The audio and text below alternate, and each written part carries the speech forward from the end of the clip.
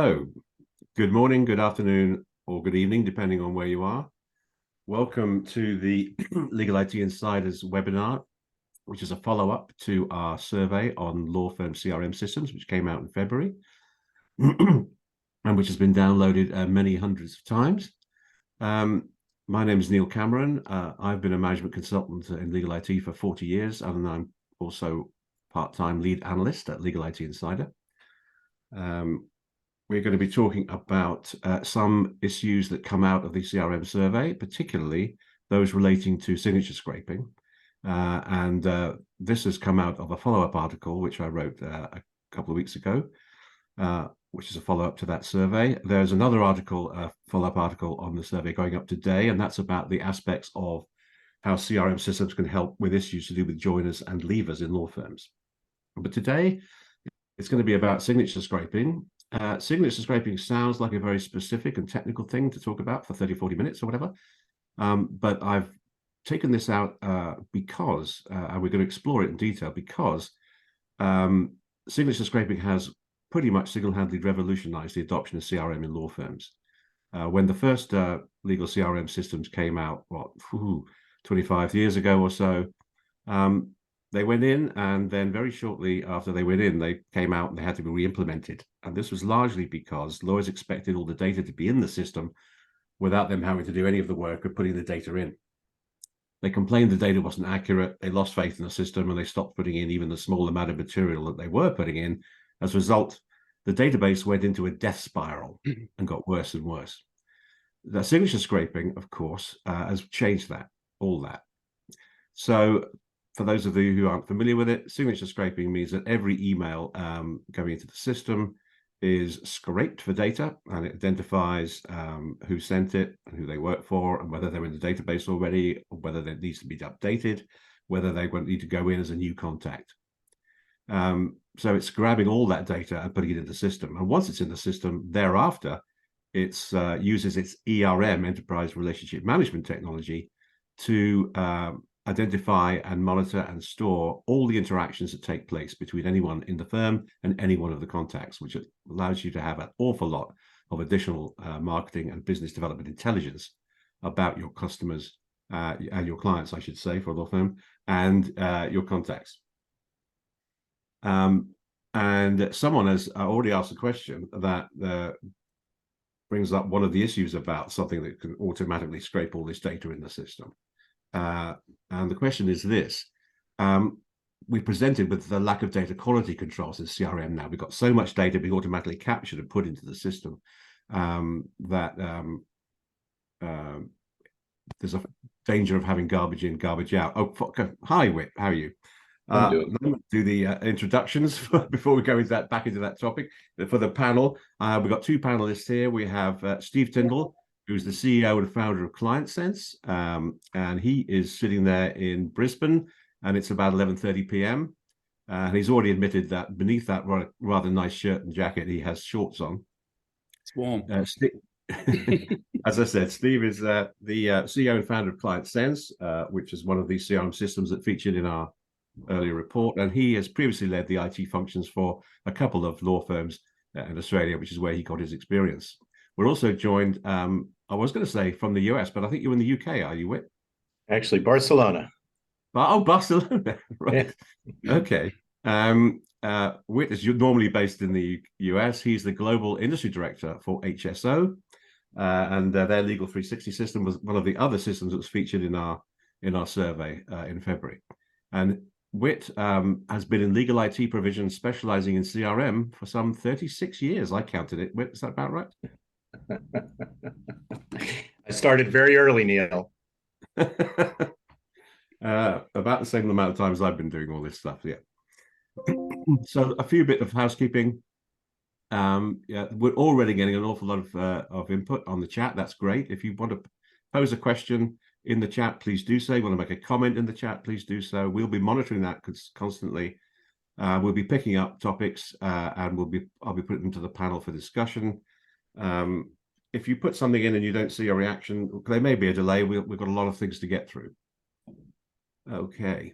Now that first point about data quality, as I said the great thing about signature scraping is that it hoovers up information and sticks it in the system. What about data quality controls? Now, in the old days, you would have data stewards who would be looking at data that was going into the system just to make sure that it was, in fact, what it purported to be, to make sure that there were no inaccuracies and no omissions. But I can understand that that's a worry for anyone managing and stewarding that data. So if I could turn to Steve in the first instance, what's the answer to that problem, Steve?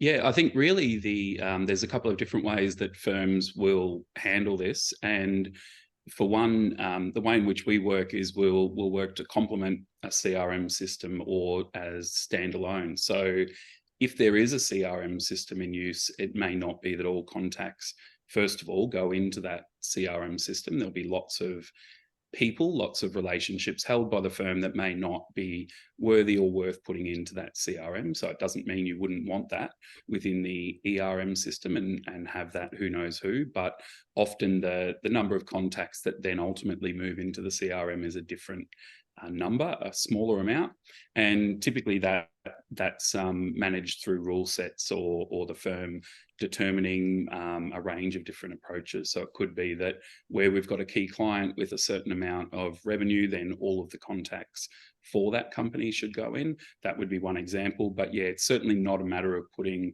anybody that the firm has had contact with into the CRM, or else, yeah, you'd end up with quite a large database in there that maybe isn't necessarily beneficial.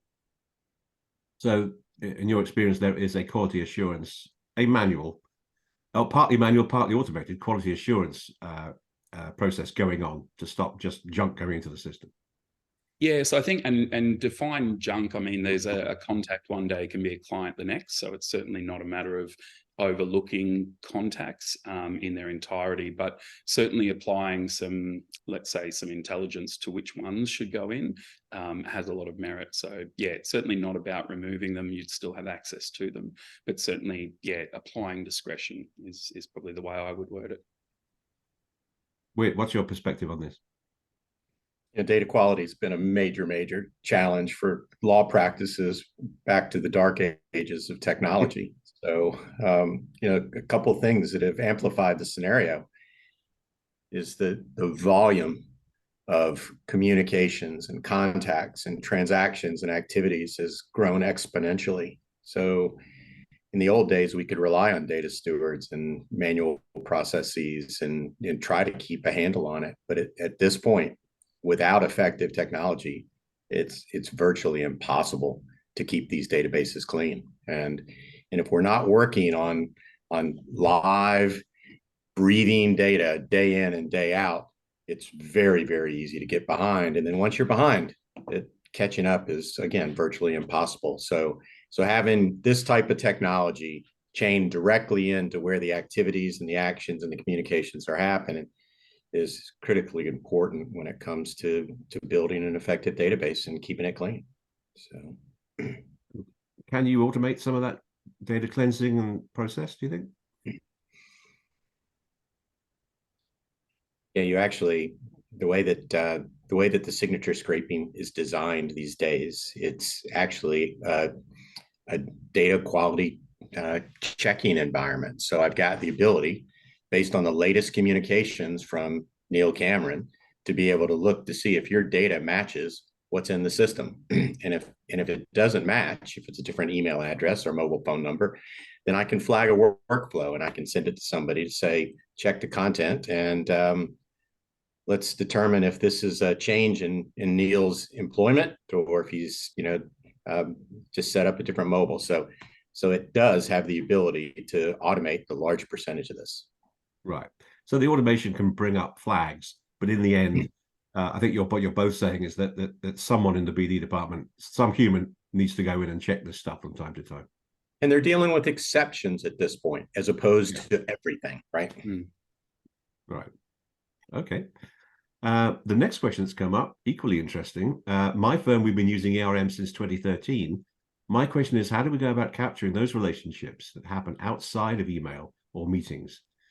The CEO of maybe one company knows somebody because their kids are on the same soccer team. Now, you can't automate knowing that kids are on the same soccer team. That's obviously never going to happen. The other major interaction that occurs to me that you might want to trap are phone calls. The problem with that, as Steve has pointed out in another context, that Apple phones do not allow you to get access to any information about any phone calls that are made on them if you're using the Apple as a call system. But if you're using some kind of voice over IP app on the phone, like Teams, then I think that can be captured. That's right, isn't it, Steve? Yeah, it can be. And certainly there's examples of doing that. But just with a practical lens on that, the challenge there is that it won't necessarily therefore be all phone calls, and it does change the type of information you're looking at. So where you move from having, let's say we've got email and we've got meetings, which will typically have a full history, to have an absence in a lack of, let's say, a hole in the information regarding phone calls, can at times be, let's say, as confusing as it is helpful. So I think for a lot of firms, we always like to think that there's an understanding around what it would mean if you were to collect, say, Teams calls or any other voice over IP system, because the last thing you want is the ERM system implying no contact when actually there was. So it's probably a conversation maybe warrants doing, but not without not without consideration. Obviously, the systems can't be prescient; they have to have some kind of technology input. Wait, how do law firms go around plugging that hole? It's the major emphasis has been on the email communications, the Teams communications, the chat communications, and gathering a large percentage of that additional data. As the communications technologies, the WeChats and these scenarios start to become more real world, day in and day out, we'll be able to capture that information. But for now, it's a gap. But on the other hand, the advancement on the other side has been so substantial. And I know we'll talk here in a little bit about AI and things along those lines, but there's some things that can be done now with these contacts to help enrich the data and the relationships we have about those contacts. Right. There's also obviously always the possibility that a user can go in and manually insert an interaction. I think both of your systems have that capability. But that relies on a lawyer doing something as opposed to doing nothing. And the only thing you can absolutely rely on in this world is that a lawyer will do nothing as opposed to something, unless it's fee earning. So do you find that's being used very often or not? Not by the fee earners, for sure. But there's other systems where we can capture information. So case and matter management systems where we're actually getting details associated with the files that are being worked. Deal books where we're keeping track of who's involved in transactions on both sides of the actual engagement. Scenarios where we've got expense reporting systems. So one thing that we do know is these fee earners will do an effective job of putting their expenses in. So again, that gives me additional information that I can use. So yeah. Okay. Well, and I think Neil, it's probably.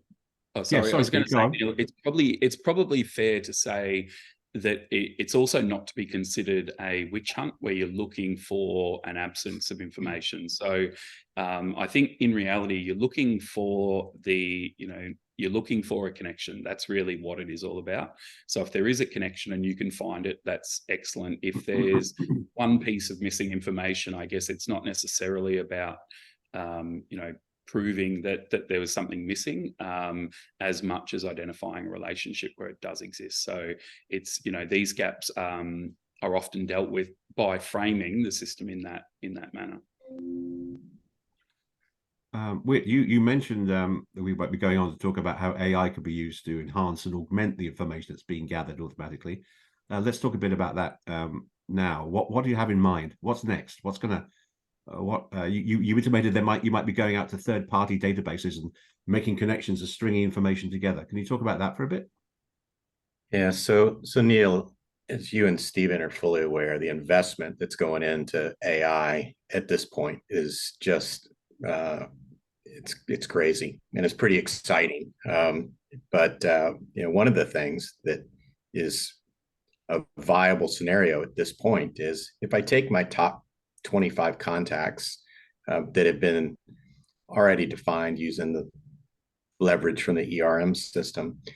I know the contact, I know the relationship that I have with the contact, I know the company, I know whether that company is a client of ours, I know what engagements and matters we've had, I know what practice groups, what geos, I mean, I know the core internal information relating to that relationship web.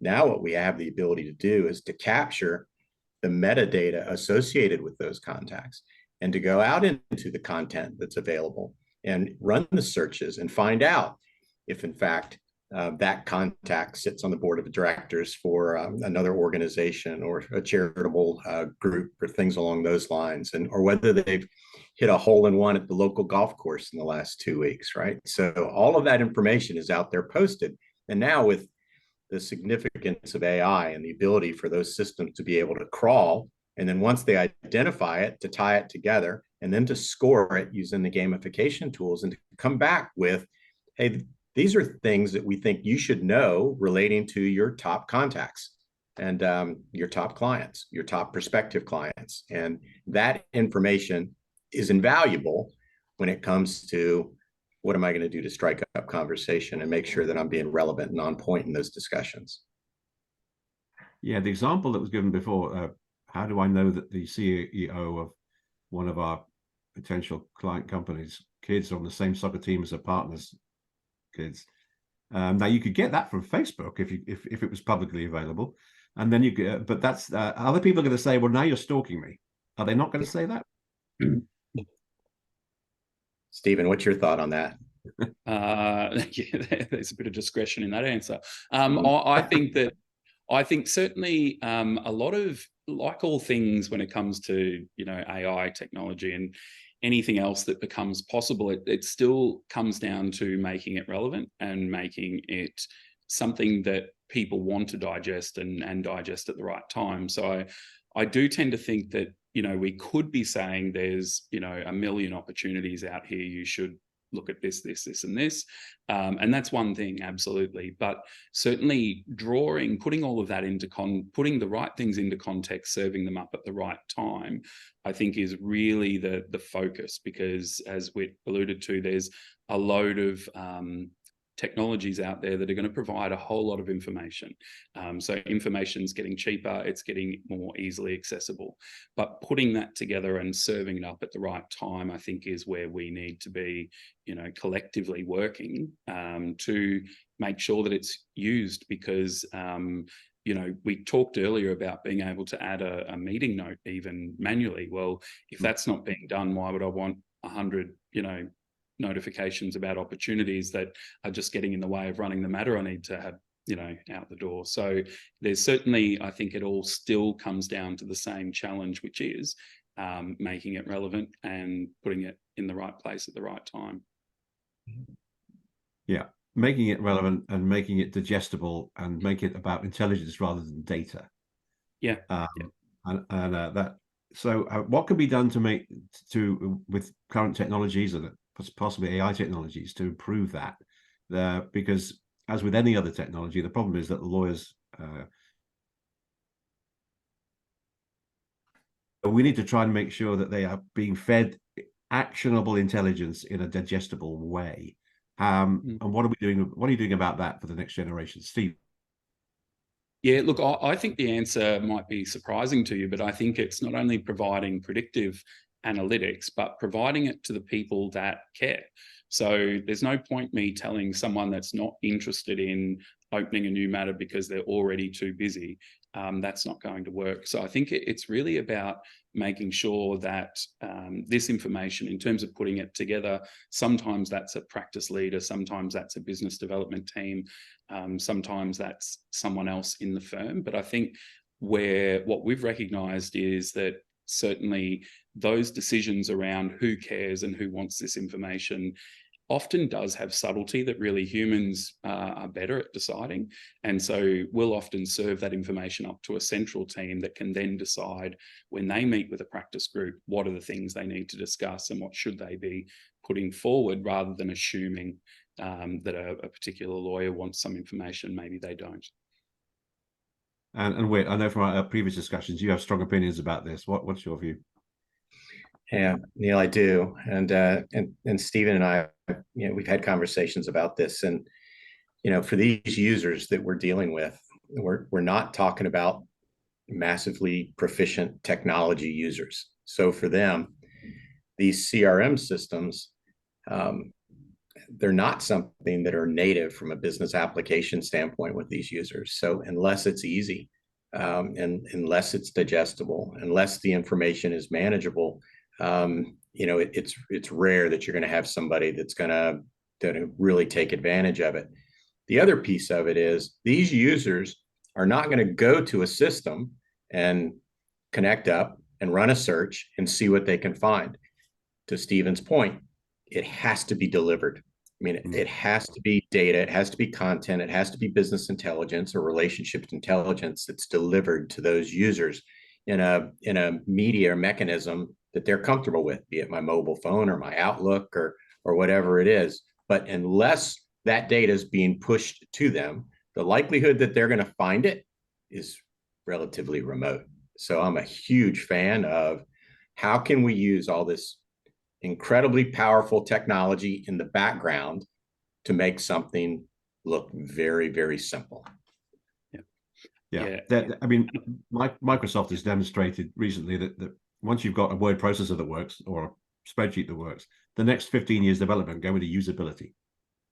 And we're still working on that because these people will not attend the training sessions and they won't think of doing something unless it's served them. So we need to serve them information that's relevant, actionable and interesting and useful based on what we think they're doing, based on how they're using the system for other means. So if we know that there's an opportunity in the system that they're following up with BP, and we could use an agent to identify that BP's share price has dived yesterday because something happened in some far off country, and we can then deliver that to them without them having to ask for it. You might be interested in this.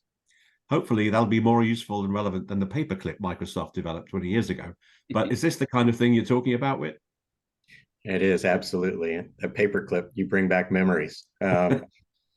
Yeah, so what I don't have the ability to do is I don't have the luxury as a fee earner in a major practice to be able to spend a whole bunch of time out there researching my contacts and my clients and prospective clients. So if I have a solution that is crawling for data in the background and running searches and then scoring those searches, like I mentioned before, and not giving me the latest 20 items on BP, but the latest 3 items relating to BP that relates to the practice area that I'm associated with, the geo I'm associated with, potential competitors that we know are out there that are threats to BP.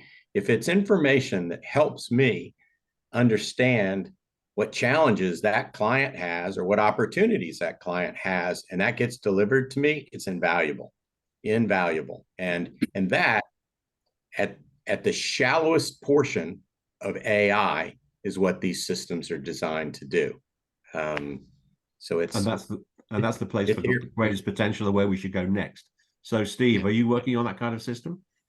Yeah, well, and I think it's a really good point. It's bringing forward something that is relevant. So BP have just had such a crisis, and the general counsel there have just clicked on this article you've sent out 2 days ago on exactly this point. They've just clicked on this, and not only have they clicked on it, but no one from your team has had contact now for over 3 months. Now would be a really good time to reach out. So I think bringing a lot of that intelligence forward isn't even necessarily, if I'm to be honest, it's not even really about AI at this point. Yes, AI can do a lot, but I mean, to bring that information forward now, firms have that information. They're just not putting it together, blending it and serving it up. So I think there's multiple steps involved here, but just to be saying there's an opportunity that presents itself for you, and it's not an opportunity for you as the partner to go and open a new matter.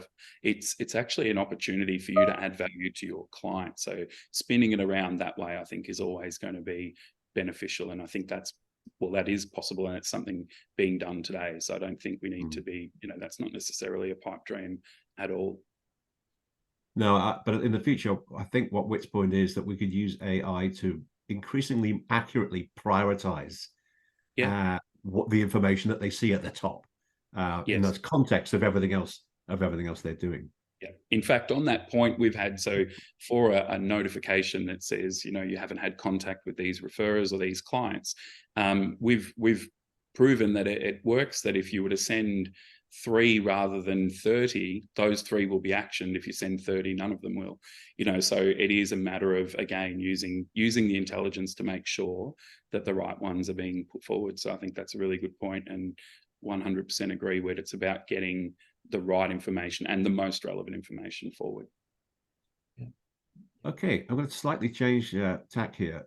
This might sound mundane, but other people have asked about the very phrase monitoring email traffic can sound quite invasive to some people, especially lawyers.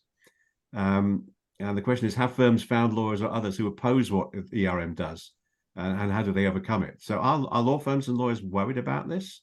I mean, I know you're not scanning the whole email. I think we'll come back to that in a minute, because that could actually provide much more useful intelligence if you were. But there's an issue with that. But your systems, I think, scan the signature blocks. But when you say to scan the signature block, you've got to look into the email. Are people worried about that, Steve? Yes, they are initially. So I think if we're talking to a firm that has used ERM before, things are different. If we're talking to a firm that hasn't used ERM before, I would expect this question almost always is, there would be concern around something that looks at email. I mean, that just in itself is something worth investigating and understanding further. So I appreciate that. What we've had in reality, though, is that the firms that, it's not necessarily that they're opposing this, it's that they're showing concern for this. So they're saying this could be a concern. How do we communicate it? What are the reasons behind it? What are we saying to the firm?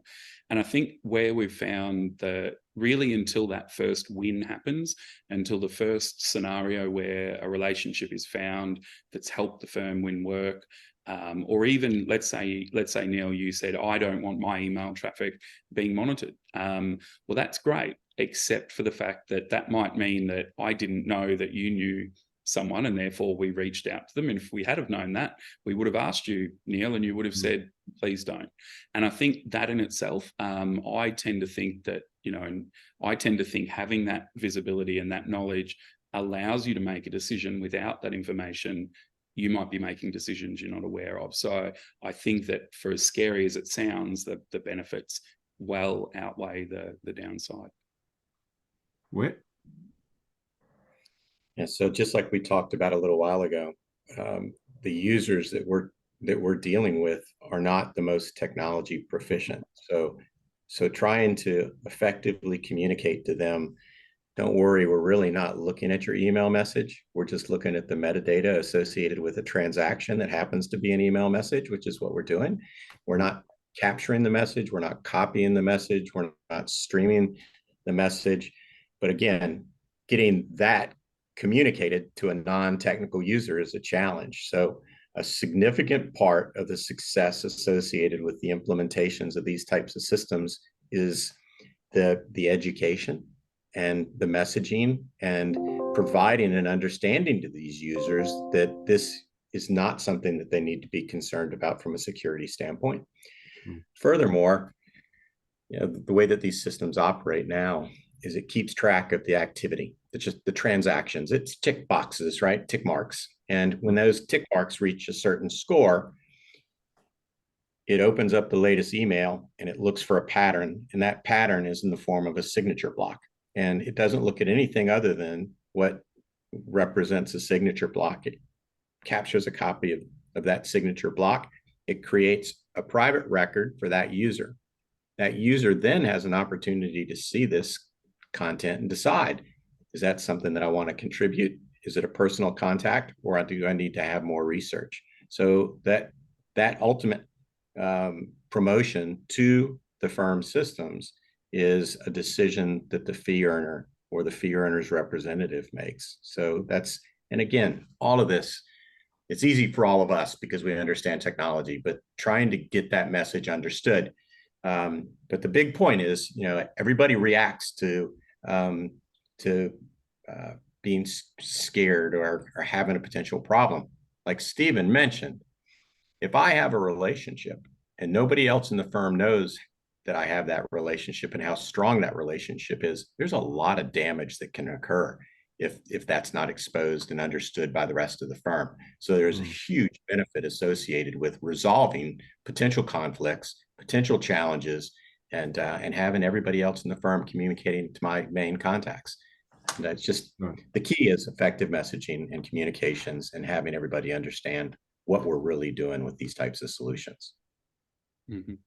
Okay, now I'm going to push this a bit further and be really contentious. Microsoft is reading my emails. I know it's reading my emails because it pops up and says, I think you have a meeting in here that you want to schedule. Mm-hmm. Yeah? Have you ever had that happen to you? I mean, they are. Now, Microsoft would argue, well, we're not reading the emails, we're scanning them, and if we find something useful, we have rules and it will prompt you. You could argue that a law firm in the old days could have put a clerk in a corner and say, look, you read every letter coming in and going out, and you tell us if you notice something that we need to do about it.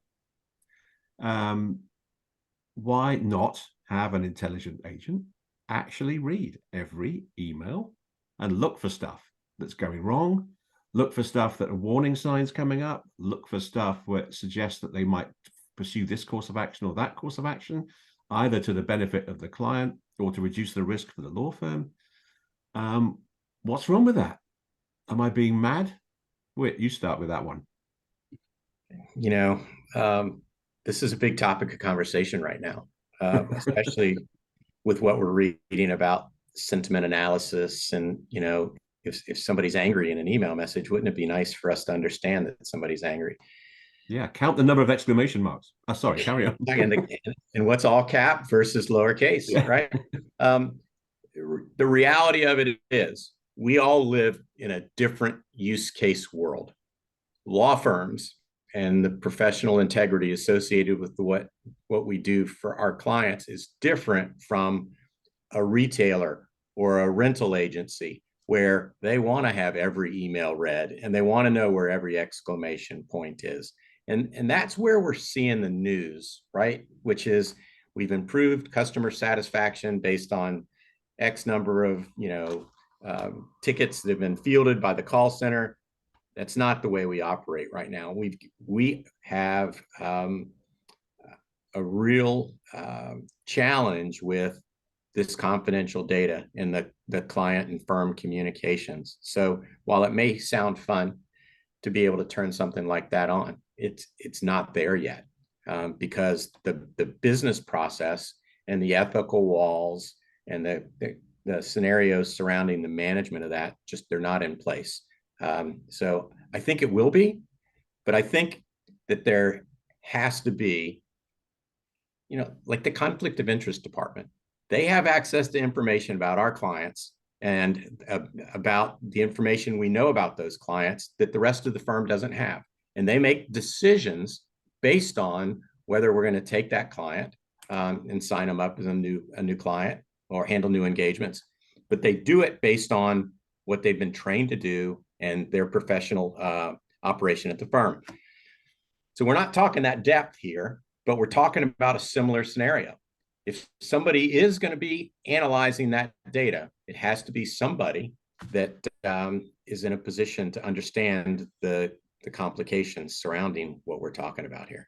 Yeah, I hear what you say, but the conflict of interest department in many law firms, especially large global ones, have made astonishing mistakes by using a manual process in the past, which has caused all sorts of problems. But that's it. Anyway, Steve, do you have is this a pipe dream, Steve, or do you think it might happen? Look, personally, I would look at the why and what are we going to do with this if we had the information. So if we'd had it, let's go with that. Let's say we do. I think whilst we today we don't have a truly driverless car, I don't think we're going to have a relationship managing robot. So therefore, I would still trust a partner to manage a relationship more than I would AI, that I'm going to say. And a lot of it comes down to, I mean, when we've looked at sentiment analysis using Microsoft, we've found that it will say that this is good or bad. And there's a little bit more to things than good or bad. But given the type of relationship, and what you're alluding to this, is that the type of relationships held by these professionals and their clients is not the same as I've bought something from a Walmart and I'm leaving a customer review and you can work out whether it's positive or negative. What we're talking about are truly complex and close relationships that mean the brevity that one partner uses to respond to a client and say, don't sign that, I will call you. That's a great email from a partner. I'd hate to think that was considered negative. And when we've looked at it, those types of emails do get considered to be negative. Or what about if I'm the partner talking about the client? And so I'm actually referring to these idiots that we need to deal with. And that's what we end up thinking, that there's a negative relationship. So I don't see that we're going to have business development managers taking what is a score, a 1 out of 5 or whatever it is, and walking around to a partner and saying, looks like you've got a bad relationship. I don't see that going down well. And so I think we'd want to have a lot more context before we start trying to intervene. Maybe we can supplement, but I certainly wouldn't be looking to intervene on anything like that at this point without a whole lot more information, and still served through someone that can today provide that context that the system might be missing. I mean, earlier we talked about not knowing who was on whose soccer team. Well, I believe that for now we're going to be missing a whole lot of context to these relationships that really should be considered if we're going to be going down that path. Yeah, okay. I just want to say I wasn't actually advocating flag may be coming up. I wasn't going to so the robot. But it strikes me that it might be possible for a law firm to have a discussion for some of its more IT savvy clients and say, look, we would like to, in order to be able to anticipate further events that might cause you problems, we would like you to sign a client agreement with us that will allow us to have an automated review transactions in order to possibly pick up issues that might cause you problems or concern. Now, it's not impossible that a client, I mean, a Microsoft or a Google client, as a client, might say, well, and that we'll give it a go. That's not impossible, is it? And Neil, it's not impossible, not in the least bit, because you have senior level partners that have had these relationships for decades. You've got junior partners, and you've got regular lawyers, and you've got associates, and you've got people that it certainly would be nice to have technology that can help gauge what's going on across the whole zippered relationship at the firm. You can trust the senior partners in most cases, right, to be doing the right things. But the volume, as I mentioned too, when we first started, it's exponentially larger than what we used to have to deal with.